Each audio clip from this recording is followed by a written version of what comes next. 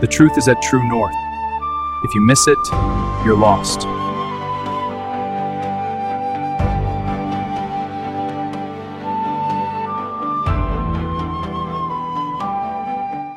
Hi friends, Martin here. One of the most difficult things to explain to the church, we don't think so, is the scripture that I want to read to you in Ephesians 4 verse 6. So it sounds very easy, but yes, I think also that there's many doctrines that is wrong because of this scripture, and I want to explain this to you. This is Ephesians 4 verse 6. There's one God, there's Father of all. So there's one God, that sounds easy. And then it says the Father of all. Alright, so our problem is with all. Alright, then who is above all? God is above all.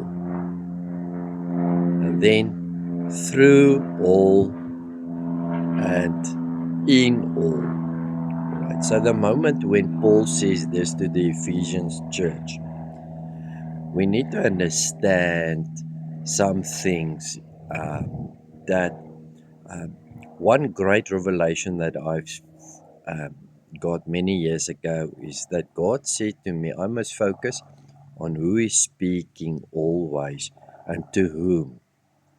And then what is he saying and why is he saying that? And in what time frame? Is it before the cross or is it after the cross when the kingdom of God is there? So remember, he's saying this to the church. All right, there's one God. So don't think on other gods. All right. And one Father of all. All right. So we have many denominations, many churches and assemblies and stuff.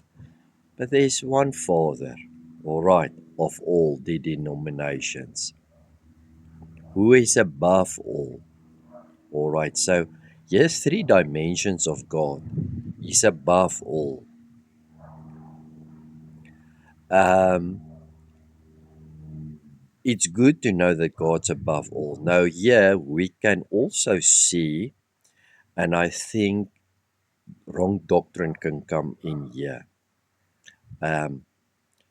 Above all is when we look to other scriptures. And I'm going to read it now to you. He's actually above everything. All right. So above all is not only focusing on the Christian people and his body, but is focusing on everything. But in this scripture, he's speaking now to the church. He's above all. And then through all. All right. He's through all. We know that God can work even through a sinner. All right, so many times in the Old Testament, God did not only use Jewish people, He used heathen people um, to work through them His plan. So that's why we are saying this is a difficult scripture. There's one God, and He's a Father of all, but it's not really He's the father of sinners. All right, because why? Jesus is saying to the Pharisees, you have a father, Satan is your father. And then one God who is above all. Yes, he's above everything. And I'm going to read scripture now. And through all, so he can work through anyone as he is pleased. And then in all is very specific now, also to the Christian people, to his body. Why? Because we have the scriptures. Maybe, excuse me, Jeremiah 23, verse 24. Jeremiah would come and ask the people, all right, says, can any hide himself in a secret place that I shall not see him, says the Lord. Do I not fill heaven and earth, says the Lord. We know other scriptures, God says, wherever you are going, if it's in earth, in the heavens, underneath the earth, God will be there. So He is present. He will be above all. Nobody is above Him. He's above all. And He can use whoever He's pleased. All right. There's no place where you can hide where God is not. All right. So God is also outside of us because heaven and earth cannot contain the place of God. Let's read this scripture. Maybe let me first focus on John 14, verse 23, where Jesus speaks to his disciples, all right, his followers, and said unto them, if a man love me, I will keep, and they will keep my words. Me and my Father will love him, and we will come unto him. We will come unto him and make our abode with him. All right, or some translations say within him. So we are a abode, a dwelling place of God. But God says also, He is in the heavens, and the heavens cannot contain Him. Where is the place, Yesaiah would say, where is the place where you will build me? Heaven and earth cannot contain God. But here God says, I can come and I'm going to stay within you, make my abode within you. I will pray the Father, and He shall give you another comforter, that He may abide with you forever. So the Holy Spirit will abide with you. All right? So God will come to you. If you love me and my Father, we will come and make our abode within you. And then here it says, the Holy Spirit will come and He will abide with you. Even the Spirit of truth, whom the world cannot receive. So here we see that Jesus is saying the world cannot receive the Spirit. All right. Although the Spirit is above them, because it's the Holy Spirit that will draw you unto God when you hear the gospel. He's above all. All right. He can work through all as He's choosing. Like in the Old Testament, they did not have the Holy Spirit within them. God will come many times upon the prophet, and then he will prophesy or do the miracle as he ought to, and then God will leave. All right. That's why we believe that in the last day, Jesus stood in John 7 and says, I am going to pour out my Spirit upon you. And we know it will not only be upon you, but it will be in you, because it speaks of this living water coming through you from your belly. Jesus says this to the people. And he talks about a river, all right, that will be out of you.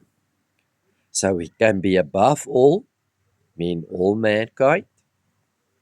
He can work as he please through all mankind, but he cannot be in all mankind. He is a father of us who, when he is in us, all right. Even the Spirit of truth, whom the world cannot receive, because I see him not, because the world see him not, neither know him, but ye know him, for he dwelleth with you. and shall be in you. So it's very difficult scriptures actually to explain, because there's many people that believe, everyone belongs to God because God is the creator. God is the creator of everyone. So you are His because He created you. But it doesn't mean you belong to Him as a son. And that's the importance. All right. I know of people that are Christians that believe Jesus Christ is Lord. They don't want to hear anything about Paul or the church because that's only religion, and they are so that they say, but God made everything, so everything belongs to Him. We are His. He's above all. And that's true. He made us. If you look to grass, if you look to anything that God made, you will find the Spirit of God within them. Even sinners has a spirit inside of them but are dead. All right, because in the Old Testament, God says through a prophet, He will say, if the one dies, the spirit of that man will return to God and his body will return to dust. But the spirit will return to God. So every man has a spirit, but not a living spirit. All right. Christ is the first one that made you a living spirit, because the first Adam made you a living soul, and the last Adam brought a living spirit to you. And that's the importance. All right, the living spirit within you that makes him a father above you and within you and about in you, but also he is surround you. All right, so many people don't believe in this thing, that you ask God to come and he must come and visit you. All right, you cannot ask, come Holy Spirit, we need you, because we have the Holy Spirit within you. But both are correct. Holy Spirit is within you, and the Holy Spirit that's within us must connect sometimes with the Holy Spirit that also surround us and above all. I will send the Comforter and He will be with you, and He will be in you, says the scripture. So don't focus on only in and miss the thing with you. And don't focus on with you and miss the thing in you. Can you see? It's much more complex. What is the word? Not simple, but it's complicated thing to understand that God wants you to be His kind. He wants to be your Father. He wants you to be one with Him in mind, spirit, and soul. Although you have spirit, although He created you, it doesn't matter. God is the creator of everything and is everywhere. Heaven and earth cannot contain Him. David asked Him, how can I build you a temple? All right. So Isaiah would say, why do you think on building a temple if heaven and earth cannot even contain God? Other prophets would say, God has the whole creation, everything, everything that we know in His palm of His hand. Wow. Even if you go to the depths of hell, God will be there. All right. So, can I have everything of God within me? Scripture says we have the fullness of God within us, but it's too big for our mind. All right. So, nobody ever in theology can explain this really. How can this big God that is all over, above everything, through everything, in everything, are also staying in me? Do I really have the fullness of God within me? And if we talk about the fullness, is it the potential? Is it really the potential of the fullness of God really within me? Yeah, it's too high to think on this because God can do and create whatever He wants.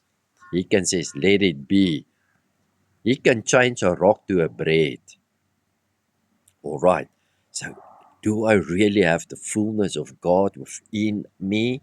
Can I walk on water? You know? Um, but I've got the fullness of God. We cannot explain this above all and through all. Why will He use this heathen people? These people that does not belong to Him. God will say, come here, I'm going to use you to set my people free. And then He will use someone. All right. When it came to Abram, Abram was not a Jew in a sense of he spoke Hebrew. That's why they were called Hebrews that time. But they believe in a sun god. All right. So um, I think the best that we can explain it is like we are a house and we have windows. And the sun is very far from us and it's shining. Sunlight is coming through this home, through the window. And it shines in the room, through the window. This, you can see the light. So the sun is in the room.